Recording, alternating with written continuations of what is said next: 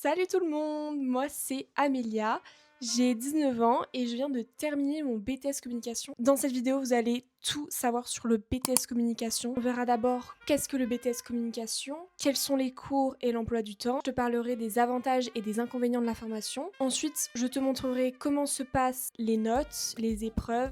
Et pour finir, je te présenterai les débouchés et les poursuites d'études. Alors installe-toi confortablement, c'est parti. Déjà, qu'est-ce que le BTS Communication? C'est une formation en 2 ans qui prépare au métier du digital, de l'événementiel, du marketing, bref, ça couvre tous les domaines de la communication. C'est une formation très professionnalisante parce qu'il y a des stages, des ateliers professionnels et beaucoup de projets concrets. Dans les matières, on retrouve la CEJM, la culture économique et managériale, la culture de la communication, la stratégie de la communication, l'anglais, les solutions médias et les solutions de communication.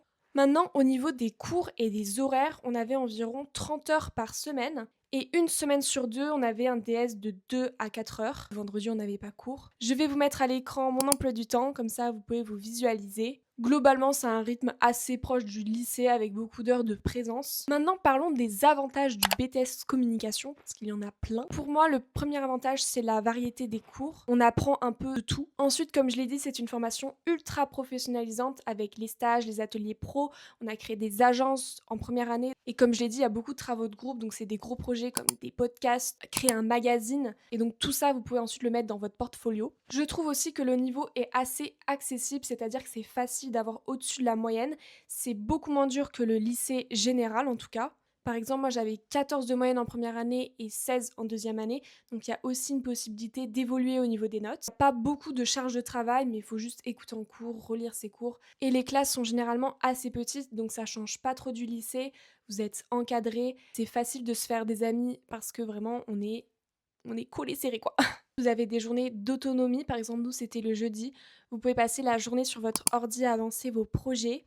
Maintenant, les inconvénients, parce qu'il y en a une tonne aussi, il faut prendre en compte les deux. Donc déjà, mon institut, c'était un institut catholique. On nous surveillait beaucoup, on surveillait les absences, les profs faisaient un peu la police, on nous prenait un peu pour des enfants. Donc c'est vrai que ce côté-là de la fac, où on a beaucoup d'autonomie, ça m'a manqué. Donc voilà, globalement, je trouvais que c'était assez strict et très encadré. Donc voilà, j'aurais aimé avoir un peu plus d'autonomie. Après, ça dépend des formations, parce que nous, on était rattachés à un lycée. Donc je pense que pour vous, ça peut être différent. Aussi, il y avait des profs qui étaient pas très passionnants, on n'apprenait pas grand-chose dans leurs cours, mais après, pareil, ça dépend de vos profs, votre formation. C'est-à-dire que des fois, j'avais des journées où je n'avais rien appris de la journée, parce qu'on avait des fois le jeudi où c'était full autonomie, et des fois, on n'avait pas grand-chose à faire, donc c'était une journée de perdu. Et quand je vous ai dit que la charge de travail était assez faible, en fait, elle est variée. C'est-à-dire qu'à la fin du BTS, ça va s'enchaîner, vous allez avoir des oraux, des projets à rendre, etc. Vous allez devoir clôturer votre semestre et donc là vous allez avoir une haute charge de travail, mais globalement dans l'année en fait la charge de travail elle est relativement faible. En première année nous on avait des agences, donc c'est-à-dire une agence de communication fictive avec des vrais clients, c'est à vous de les prospecter et donc on avait des euros à chaque fois pour valider les compétences. C'est des travaux de groupe, il y a souvent des travaux de groupe et donc s'il faut vraiment s'entendre en groupe, moi c'est vrai que j'ai l'habitude de travailler toute seule, de rendre mes projets toute seule, donc voilà, il faut s'adapter aux travaux de groupe. Ensuite, trouver un stage n'est pas simple non plus parce que nous, on était dans une petite ville, donc forcément, ça réduit les opportunités. Donc, on a vraiment galéré chacun, à part si vous avez du réseau pour trouver un stage. Et on a même fait un stage une semaine dans une imprimerie, c'était vraiment pas passionnant en première année. Donc voilà, ça dépend aussi des établissements. 2 stages en première année et un stage de 2 mois à peu près en deuxième année. Un autre problème a été en première année qu'on utilisait beaucoup Adobe. On n'a pas eu de formation dessus, on n'a pas été formé, on a dû se former tout seul. Et c'est vrai que moi qui n'ai pas du tout logiciel comme ça, je n'ai pas du tout aimé. Je n'aime pas trop le graphisme, surtout sur Adobe, InDesign, Illustrator, etc. Et le fait qu'on n'ait pas eu de cours dessus pour nous enseigner tout ça, ça m'a vachement démotivée. Sachant qu'il y avait des élèves qui étaient du coup en bac professionnel et eux, ils étaient forts parce qu'ils avaient déjà de l'avance sur nous. Mais après, ce qui est bien, c'est qu'on se complète aussi. Par exemple, moi qui ai fait un bac général, j'étais plutôt à l'aise sur tout ce qui était écrit. Et j'étais aussi à l'aise sur tout ce qui était montage vidéo parce que j'en faisais. Donc voilà, chacun a ses compétences et chacun se complète. En seconde année, on n'a pas du tout utilisé Adobe, donc j'ai préféré, c'était plus théorique et plus des gros projets. Comment on est noté? Alors, c'est une formation qui n'a pas de contrôle continu, Mais à la fin, dans les 2 ans, il y a des CCF, donc des contrôles en cours de formation. C'est en digital et en solutions de communication.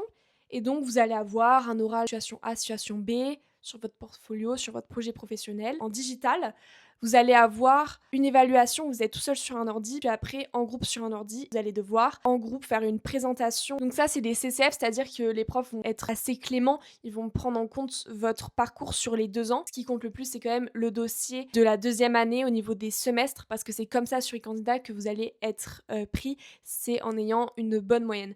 Ensuite, pour les examens finaux, vous aurez une épreuve écrite en CEJM, en culture, en stratégie, en anglais.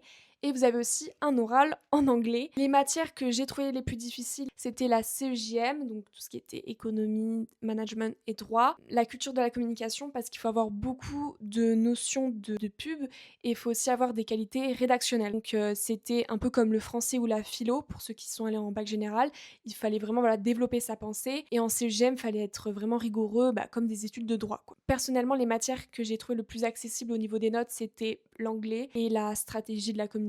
Maintenant, parlons des débouchés. Qu'est-ce que vous pouvez faire après le BTS communication? Alors, après un BTS, vous pouvez aller par exemple en licence professionnelle, c'est en 1 an, dans une école spécialisée ou intégrer une 3e année de licence pour ensuite aller dans un master ou un BUT en 3e année.